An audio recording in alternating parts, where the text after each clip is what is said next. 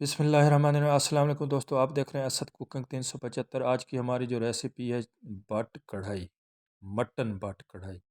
वो कौन सी ट्रिक लगाते हैं ज़रूर बताऊंगा। मैंने 2.5 किलो गोश्त लिया है, चर्बी वाला लिया है।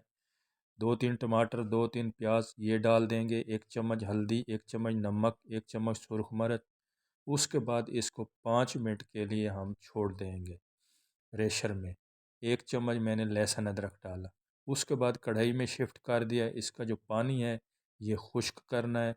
इसके बाद 1 चम्मच पीसी हुई सौंफ डाल देनी है। यही ट्रिक है, होटल वाले नहीं बताते। पानी हमारा काफ़ी हद तक खुश्क हो चुका है। इसके बाद आपने देसी घी ऐड करना है, और कोई घी ऐड नहीं कर सकते, नहीं है तो मजबूरी है।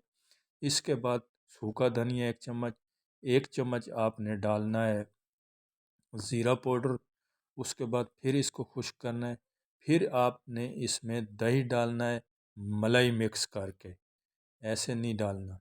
देख सकते हैं इस टाइम मैंने थोड़ी सी इसमें काली मिर्च, सब्ज़ मिर्च डाली है।